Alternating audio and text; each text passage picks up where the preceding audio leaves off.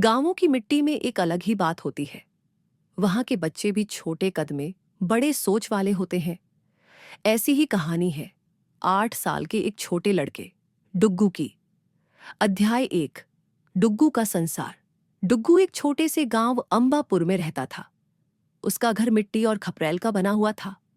पिता राम सिंह गांव के एक किसान थे और मां सीता देवी खेतों में काम करके घर चलाती थीं। डुग्गू का स्कूल गांव से 2 किलोमीटर दूर था, पर वह रोज पैदल ही स्कूल जाता था। उसके पास चप्पल भी नहीं थी, लेकिन कभी शिकायत नहीं करता। वह अपनी किताबें एक पुराने झोले में रखता और हर सुबह सूरज उगने से पहले उठकर खेत में गायों को चारा डालता, फिर स्कूल निकल जाता। अध्याय 2।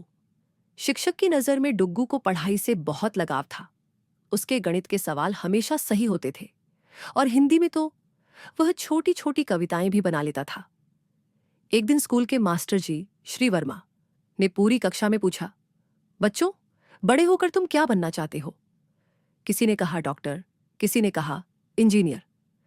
डुग्गू चुप बैठा रहा। मास्टर जी ने पूछा, और तुम डुग्गू? डुग्गू ने मुस्कुराकर कहा, मैं बड़ा होकर अपने जैसे गरीब बच्चों के लिए स्कूल खोलना चाहता हूं, ताकि उन्हें मुफ्त में पढ़ाई मिले। पूरी कक्षा चुप हो गई। मास्टर जी की आंखें नम हो गईं। अध्याय 3। मां की बीमारी। एक दिन डुग्गू स्कूल से लौटा तो देखा मां बिस्तर पर पड़ी थीं। उनके माथे पर तेज बुखार था। गांव में कोई अच्छा डॉक्टर नहीं था और अस्पताल 10 किलोमीटर दूर शहर में था। पिता ने बैलगाड़ी से शहर जाने की सोची, लेकिन गाड़ी की मरम्मत नहीं हुई थी। डुग्गू रात भर मां के पास बैठा रहा, उनके माथे पर गीला कपड़ा रखता रहा। सुबह होते ही उसने स्कूल का बैग उठाया, लेकिन स्कूल नहीं गया। वह खेतों की तरफ गया और मजदूरी मांगने लगा। अध्याय 4। डुग्गू की मेहनत। कुछ दिन बाद गांव में सड़क बनाने का काम शुरू हुआ। डुग्गू ने वहां मजदूरों के लिए पानी पहुंचाने का काम पकड़ लिया। वह रोज 2 रुपये कमाता। शाम को घर आता, मां की दवा लाता और खाना बनाता। उसका यह संघर्ष एक दिन मास्टर जी ने देख लिया। वह बोले, तुम पढ़ाई क्यों छोड़ रहे हो बेटा? डुग्गू ने धीरे से कहा, मां बीमार है मास्टर जी। अगर मैं काम नहीं करूंगा तो दवा कैसे लाऊंगा? मास्टर जी ने उसका हाथ पकड़कर कहा, तू स्कूल जरूर आएगा, मैं तेरी मां की दवाइयों का इंतजाम करूंगा। अध्याय 5। मदद की एक किरण। मास्टर जी ने गांव की पंचायत में बात की। गांव के प्रधान ने भी मदद की। मां का इलाज शुरू हुआ। डुग्गू फिर से स्कूल जाने लगा, लेकिन अब वह और भी ज्यादा मेहनत करता। उसने गांव के बच्चों को पढ़ाना शुरू कर दिया। स्कूल से लौटकर वह मंदिर के बाहर बैठता और उन बच्चों को पढ़ाता जो स्कूल नहीं जा सकते थे। धीरे धीरे उसका नाम गांव भर में फैलने लगा।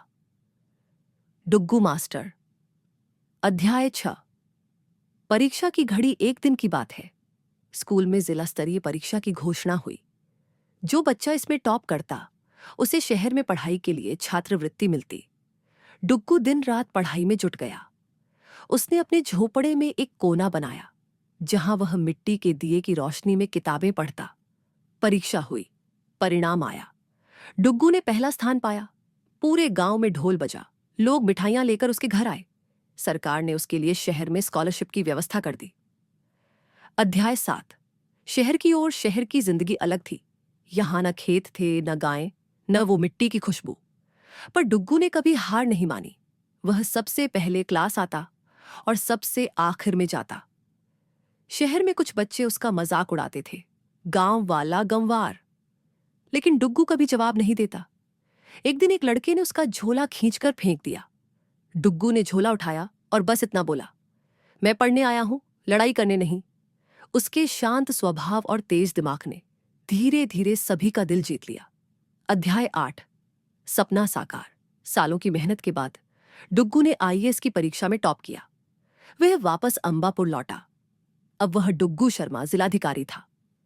उसने अपने पहले ही आदेश में गांव में एक बड़ा स्कूल बनवाया, जिसका नाम रखा सीता माता निशुल्क विद्यालय, मां के नाम पर।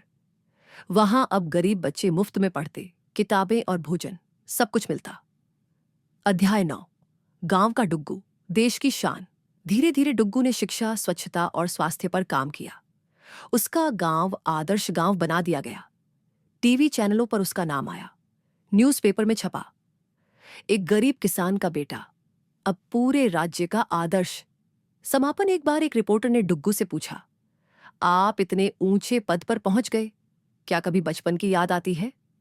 डुग्गू मुस्कुराकर बोला, हाँ, हर रात जब मैं अपनी टेबल लैंप चलाता हूं तो मुझे वो मिट्टी का दिया याद आता है जिसने मेरे अंधेरे को रोशनी दी थी।